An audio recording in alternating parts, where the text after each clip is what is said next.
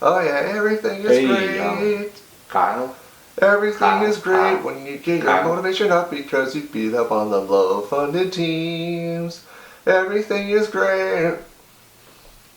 Hey, what's up, scrub? I told you to never call me that. Anyway, could you do us all a favor and stay away from the truck and Xfinity series, please? You're doing great in Cup, but could you please, stay away from there? But didn't you hear what I was listening to? Everything is great. No, it's not. I keep paying out of pocket, man. You keep taking all of our potential sponsors. Please, help us out, man. Just get out of here and stop taking our money. So do I, kid. I'm much older than you. And besides, you won the $1 million already. Isn't that good enough for you already? But kid, we got to have more. But I could be if you weren't so focused on beating up on the low-funded teams such as ourselves. Oh, I gotta go, kid. I gotta talk to my sponsors. But, remember, kid, balls and strikes.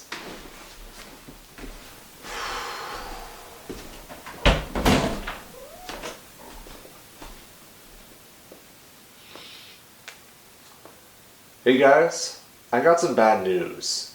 Yes, I am wearing a Reese's shirt. Am I sponsored by Reese's? No. How is it going, everybody? It is Friday again, and welcome to the 20th episode of Grifftalks.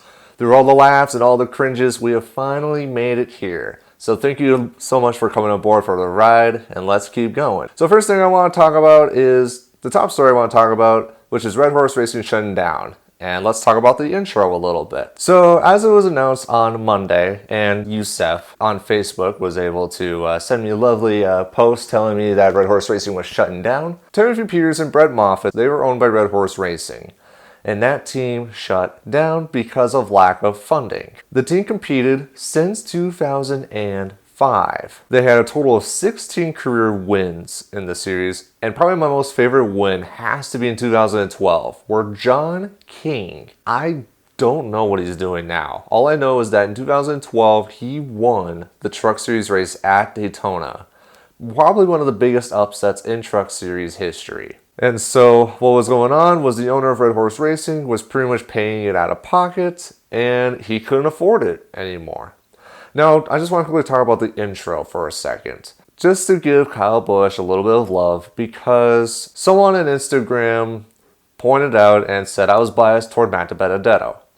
I was. Matt Benedetto is a great guy, and I wanted to show support for him, so I was totally biased toward him, and I do apologize for that. So that I don't do that again, and just to be biased toward Kyle Busch and being hating on him, I just want to talk about some of the good things Kyle Busch has done. First of all, lots of beautiful paint schemes for him.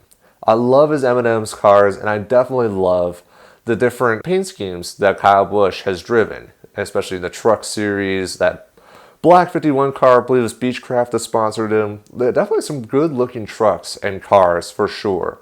And also the other thing I love about Kyle Busch is that he does have a personality. He isn't bland. He definitely speaks the truth when he wants to, and he's also a dedicated racer, and he will do everything he can to try to win the race. With that being said, though, I wish he was not in the Truck Series and Xfinity Series anymore, because I absolutely think he's taking potential away from teams that are underdeveloped, and I definitely think that those underdeveloped teams need to have a little more exposure, and these top teams that come down and kick these little teams' butts doesn't really do much to the growing power of NASCAR. So again, to all those Kyle Busch fans, I do apologize for putting Kyle Busch in a negative spotlight, but at the same time, I definitely think we need to get a message across saying that we need to let those underdeveloped teams, let them race on their own, and then the top teams just stay in the cup. They don't need to expand their resources toward the Xfinity and Truck Series anymore. Again, totally my opinion, but I think that's the direction we need to go. And this is a discussion, so if you guys have any comments or concerns about this, type away in the comment section down below. Now, let's talk about the Hall of Fame. On Wednesday, the 5 people announced for the 2018 Hall of Fame were announced. Quite a few episodes ago, I made a prediction on who the 5 would be. My prediction was Davey Allison, Roger Penske, Jack Roush, Alan Kulwicki, and Ken Squire. Those were my 5. I thought they would go win. But on Wednesday, the 5 people were announced, and I only got one person right, and that is Ken Squire. I am a little surprised that Ken Squire hasn't already been in the Hall of Fame, but I'm very glad he is. If you guys don't know who Ken Squire is, he has been a long time play-by-play announcer in NASCAR. He called the very first full televised race, which was the 1979 Daytona 500, the one with the fight with Donnie Allison and Kaylee Yarbrough. So Ken Squire, and he has done it for more than 2 decades. And so Ken Squire, retired, not doing much now, but that's okay because he has left a strong legacy, and congrats to him on being in the Hall of Fame. Let's talk about the other people. So first of all, we got Ron Hornaday Jr. Ron Hornaday, as you guys know, ran in the Truck Series since its beginning in 1995, and he's been doing nothing but trucks for a good chunk of a couple of decades, with a few Xfinity and Cup Series races along the way. And Ron Hornaday's only goal was to win races. But he's definitely made a strong statement in the Truck Series, and I'm so glad he's finally made it into the Hall of Fame. So congrats to him. Next one is Robert Yates. Now the fun fact about Robert Yates was that the most people that voted on people going into the Hall of Fame, the most people at 94% voted for Robert Yates. Definitely well deserving. Successful owner, as you guys know, he was the owner of the 28 Texaco car in the mid to late 90s. He was the owner of Dale Jarrett when he was with the 88, and he was the owner of Elliott Sadler when he drove the 38 M&M's car. Lots of wins, won a championship in 1999 as a car owner, and again, congrats to him on making it to the Hall of Fame. Next, we got Ray Everham. If you guys didn't know, Ray Everham was crew chief of Jeff Gordon in the late 90s. And then in 2001, he split off and became an owner of a 2-car team. That 2-car team being the 9 and 19 teams. So Ray Everham, done a lot to this sport. Definitely an iconic person, and I'm so glad he's finally in the Hall of Fame. So congrats to Ray Everham as well. And then the last one is more of a first. It is Red Byron. If that name doesn't sound familiar at all, he is the first ever champion in the Cup Series, all the way back to 1949. Red Byron, he was the first champion, and makes sense that he should be the Hall of Fame. So congrats to him, and again, congrats to all the 5 people in the Hall of Fame. We will see the actual commencement ceremony in next January. If it hasn't been said already, we have a lot to talk about this week. A lot of big news has been going down, and so it's going to be a longer video, but you know what? That's the way the cookie crumbles. Because the next big thing I want to talk about is the 2018 schedule. I'll quickly hit on the changes, and then I'll talk about what I think about it. So the big 5 changes are as so. Chicagoland loses its chase spot. It is now moved back to its original spot. Well, I use that very loosely because Chicagoland is before Daytona. Traditionally, Chicagoland was after Daytona, but now they moved it before Daytona. So Chicagoland is kicked out of the chase. What's moved into the chase, has already been announced, is Las Vegas. Las Vegas will be what kicks off the playoffs now. That's change number 2. Change number 3, we do get a second short track into the playoffs, and that is Richmond. So now we have Richmond in there as well. As the second one, the other short track being Martinsville. Change number 4, we have Indianapolis Motor Speedway. It is moved down now, and it is the final regular season spot, which is actually really interesting because that is the weekend of my birthday. Because as you guys saw, the Cup race is on the 9th, the Xfinity race is on the 8th, which is my birthday. So there better be some good racing there, or I riot. I won't riot, I promise. That won't happen. And then the final change, Charlotte Motor Speedway is going to go to its Roval, road course oval in the playoff spot. So we're going to have a super speedway, a road course, 2 short tracks, and then I believe Oh, nope. 1 mile track, which is Dover, and then the rest are 1.5 mile tracks. Oh, no. Add another mile. That's Phoenix. So, we got some good variety. It's going to be a very interesting schedule this year. I got no complaints. I do wish we could see some more tracks, but considering that people have been talking about, we needed some change going on. And so we got the change that us fans have been requesting. And it should be noted too that the road course race was actually requested by the fans. That's the only reason they're going there. I bet NASCAR had full intention to do the oval still. But we were yelling and screaming and be like, come on, let's go to road course in the chase. Let's get something more complex and creative. NASCAR listened, and so we have that. Now, the first race there I think will be interesting. I think a lot of people will show up, and I think it would be something that's going to be really different for sure. What's going to be interesting though is once we get going with this, second, third, fourth year we get into this, will it have the same hype? Is the big question. Because look at Kentucky, 2011. It was the first time the Cup Series went there. And after that, it just became a boring race. And it's now just one of those things that's just implied into the series now. It's cool to see Charlotte as a road course, but can it live up to its hype? What do you guys think in the comment section down below? Then the next thing I want to talk about, and normally I talk about this first, but I want to push it to now because I want this to be a more in-depth discussion. And I say discussion because I do want to hear from you guys on what we should do. And let's talk about the All-Star race. So if you guys haven't seen already, I won't get too in-depth into it, but long story short, the showdown, the actual open race, was more exciting than the actual All-Star race itself. And so a lot of people have expressed concern. Drivers, media, other people, they have expressed concern about what should we do about the All-Star race. It should be a fun weekend, no points, just go out balls to the wall racing. But we haven't really found that because I know this year was the 25th anniversary of One Hot Night, and so we can just call this one lukewarm night. And no, I did not make that up on the spot. Someone else did say one lukewarm night. So don't know who said it, but credits to them. Anyway, though, I think the first thing we gotta really talk about is money. Because they keep saying oh, they get $1 million. Sponsors give more than that purse. Because it's $1 million, that still is a lot. I'll take $1 million. I'll take that and pay off my loans. That'd be fantastic. Unfortunately, that's not the case anymore, for race car drivers. Because I'm pretty sure people get, look at Nature's Bakery. They were going to sponsor Danica, and that was $10 million. So that sponsor alone is 10 times more than the Monster's $1 million.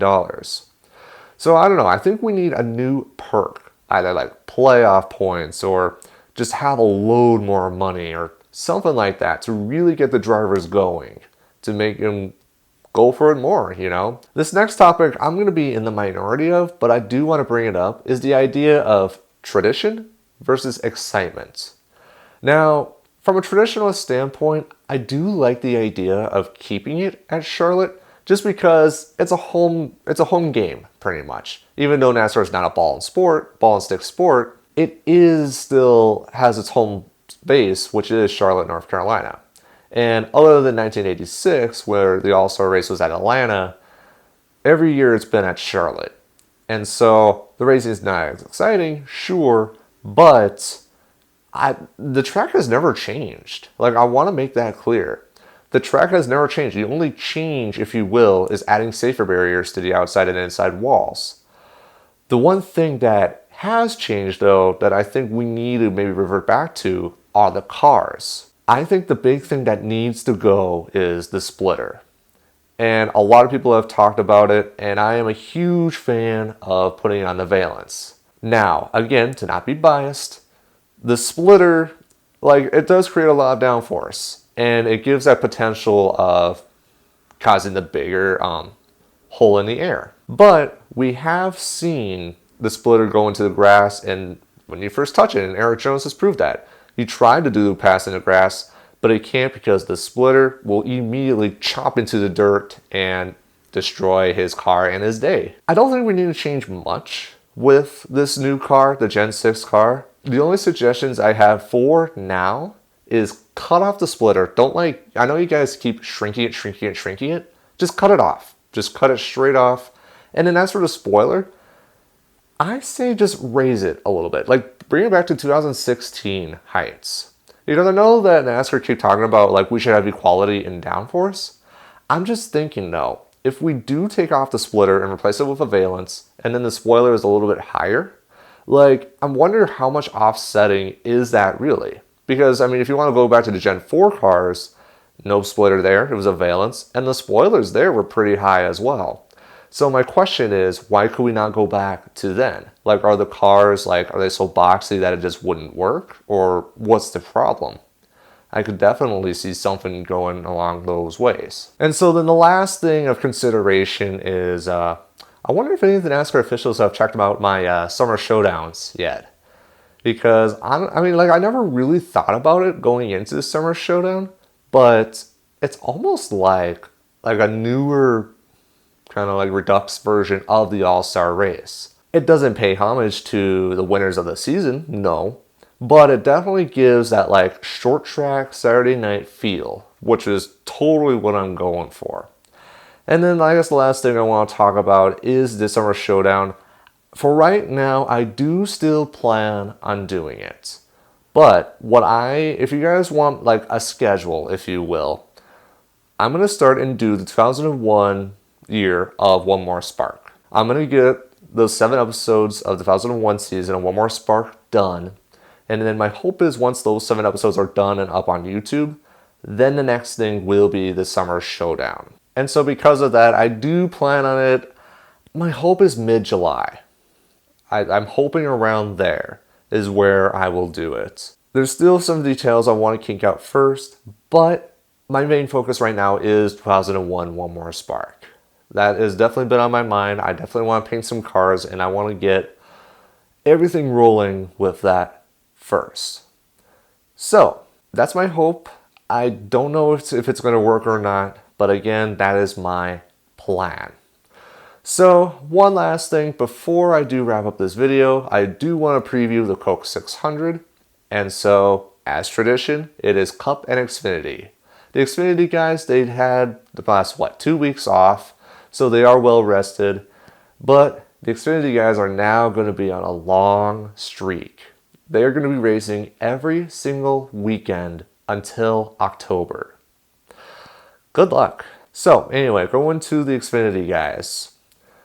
Some of the Cup drivers that are going to be in this race are Ryan Blaney is in the 12, Brad Keselowski is in the 22, Denny Hamlin is in the 20, the Dillon brothers are in, Kevin Harvick, he's going to be back in the 41 car for Stewart Haas. So not as bad because neither of the Kyles, Kyle Busch or Kyle Larson, are in this race, but we do still have a little flavor of the Cup Series. So the other thing to note before I get to my predictions is that they are going to add that resin stuff, the sticky stuff that they added on Bristol. They're going to add that to the high and middle grooves at Charlotte. It's going to be interesting because I know that a reason, if you will, that the racing wasn't as exciting was because there was no way to be multi-groove racing. Like you can only run the bottom and that's it. It'll be interesting to see how this race or how this sticky stuff will work. And I guess just as a silly thought and something for you guys to think about. So you guys remember at Bristol how they added the resin to the bottom? And yet it's like it works for a while but then it wears off. What if you add, now just hear me out. What if you add the resin to the high side at Bristol? I know this is completely random, but just a thought. What if you add the resin to the high side at Bristol? So just kind of as a thought, like would like the high side be literally the only place to go? Or like would the sticky stuff like wear off and the cars will start slipping inside and it'll like force them to go to the bottom because that's where it is not as dirty?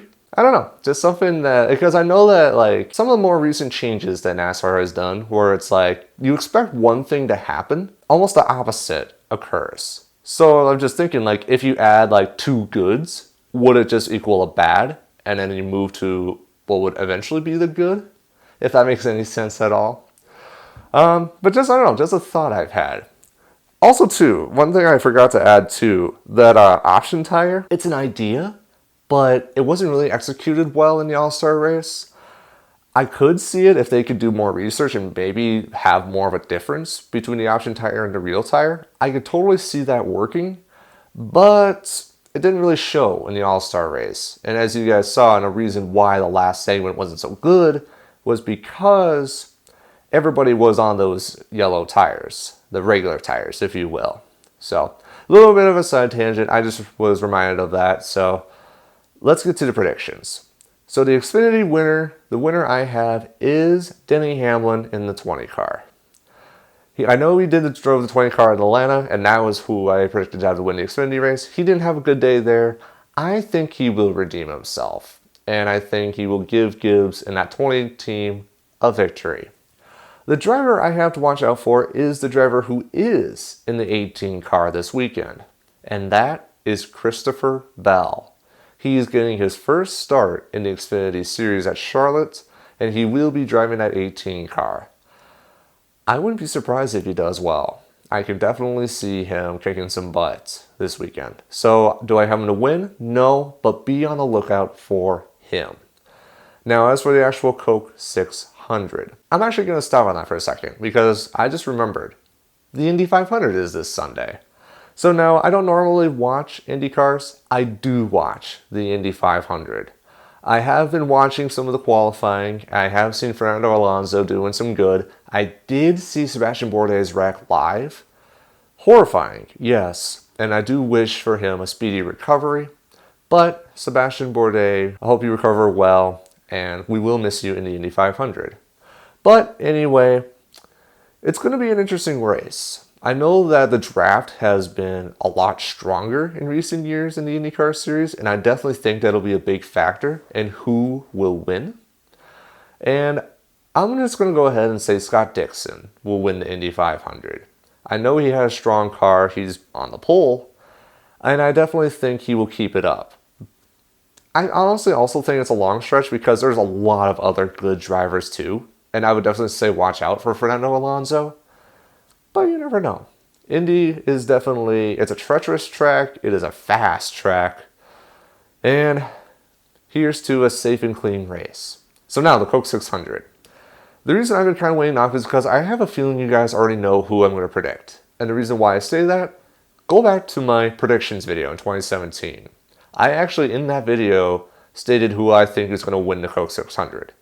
And not really confident in this decision, but I am doing it anyway because I want to stick to my word.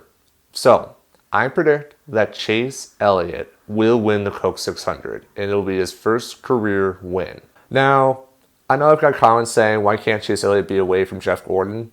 There's just so many stars that align, in my opinion.